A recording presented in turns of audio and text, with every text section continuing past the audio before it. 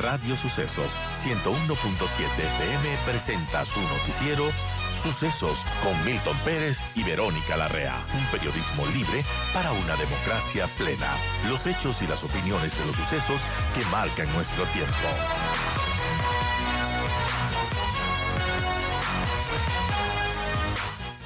¿Cómo vemos esta propuesta de medida para reformar el pico y placa? Estamos con Guillermo Abad, presidente de Justicia Vial. Gracias, Guillermo, bienvenido.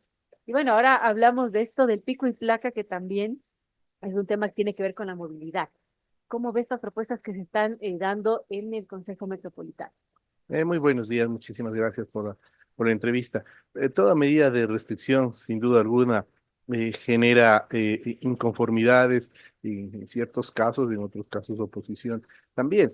Y hay que tomar en cuenta que esta medida, como usted bien lo dijo, se tomó en el año 2010, cuando Quito tenía alrededor de 250.000 vehículos y ahora estamos teniendo el doble de vehículos que están registrados en Quito. Claro. Hay cerca de 100.000 vehículos más que están registrados en otros cantones, pero que circulan en la ciudad, y además tiene alrededor de 100.000 vehículos más que son vehículos flotantes, es decir, que están de paso, porque Quito es una Claro. ciudad de paso. Entonces, esto sin duda alguna ha conllevado a que el promedio de velocidad en Quito en hora pico no supere los 13 kilómetros por hora, y en hora valle, como se conoce en términos técnicos, no supera los 20 kilómetros por hora. Entonces es una ciudad compleja en temas de tránsito.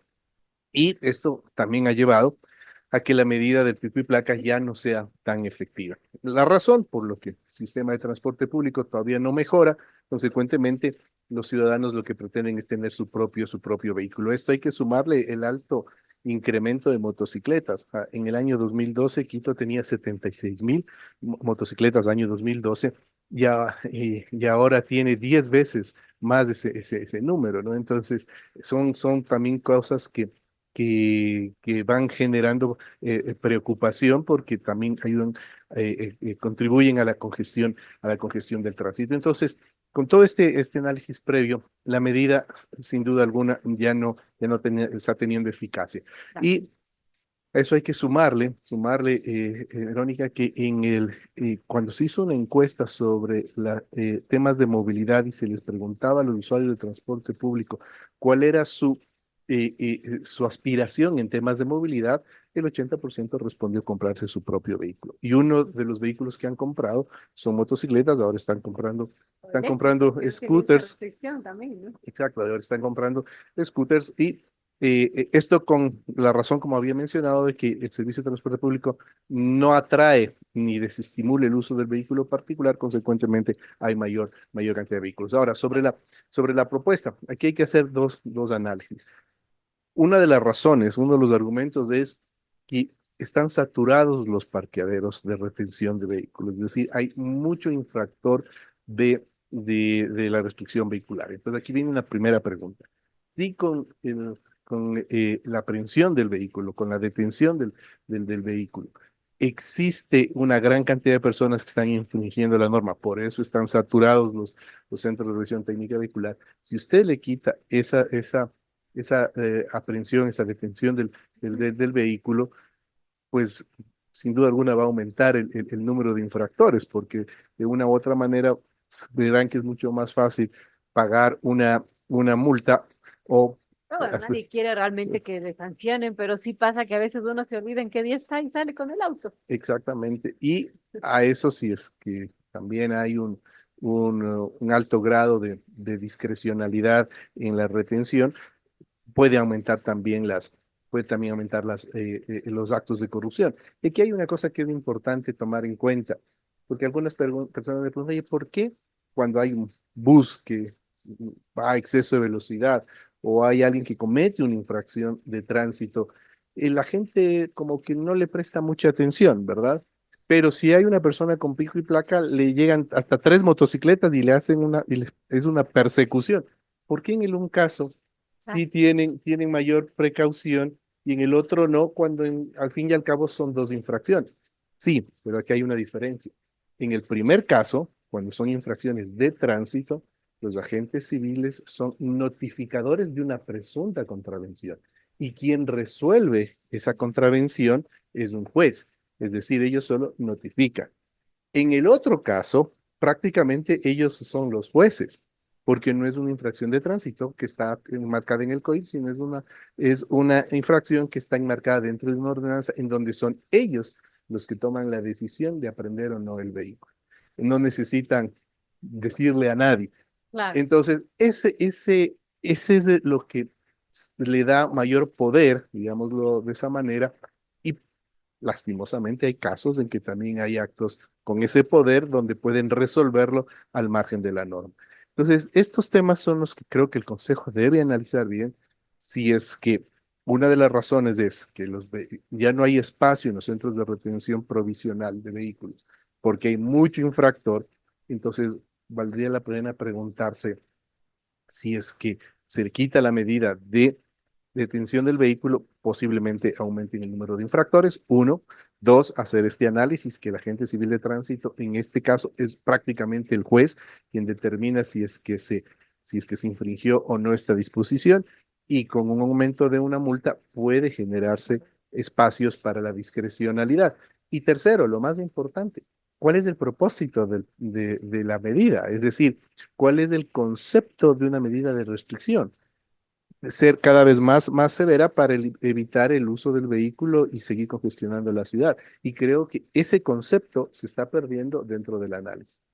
Eso es importante. Ahora también ha habido ideas que han soltado, por ejemplo, el alcalde en su momento decía que se debería cambiar del pico y placa a lo hoy no circula. También se hablaba de la implementación de una tercera placa en Quito para el próximo año, que sería como un dispositivo, un chip en lugar del sticker que nosotros tenemos cuando vamos a la revisión, tener este chip que permita básicamente tener el control de lo que hace el vehículo, incluso si sale en un día de pico y placa.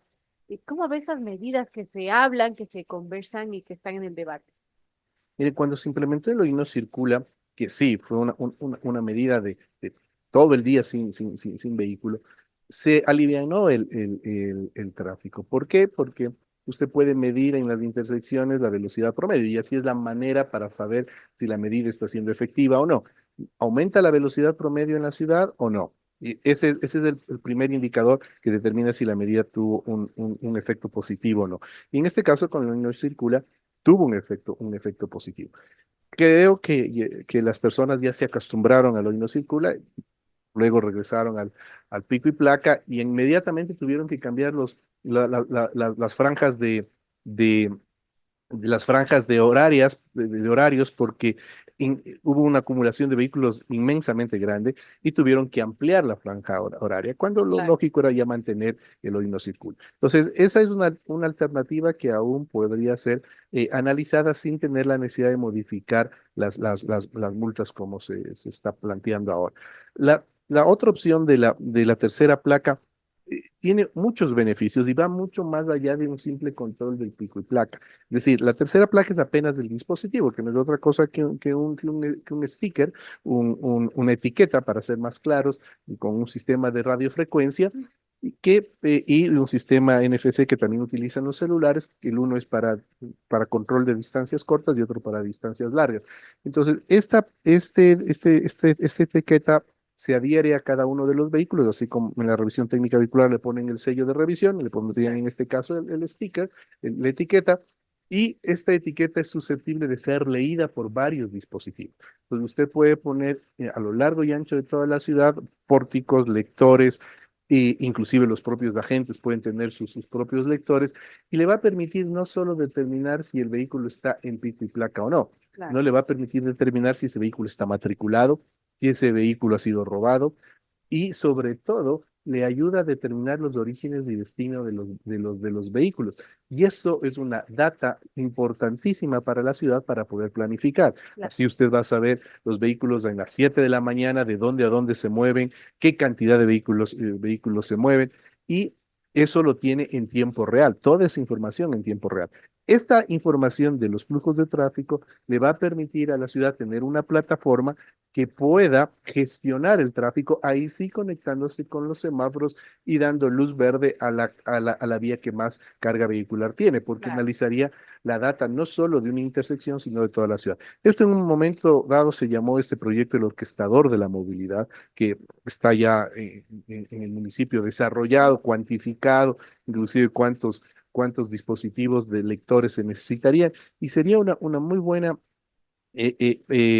opción para la ciudad el que se implemente, porque le empezaría a convertirle a la ciudad en una ciudad inteligente, es decir, tener toda la información en tiempo real que le permita controlar y gestionar el transporte y el tránsito de la ciudad. Bueno, sería algo interesante. El alcalde ha dicho que arrancaría en el 1 de enero. No sabemos todavía si es que va a ser así, pero es una idea que la lanzó en junio durante una sesión extraordinaria del Consejo Metropolitano. Y bueno, veamos qué sucede con este debate también del pico y placa y todos estos cambios que se están pensando. Ahora, pensando ya en la movilidad a nivel más macro, Guillermo, habría que también pensar qué pasa con estos pequeños transportes, las scooters, por ejemplo, esos transportes eléctricos que cada vez aumentan en la ciudad. Eso es un tema importantísimo de la ciudad y que lo estamos dejando que este enano crezca muy rápido.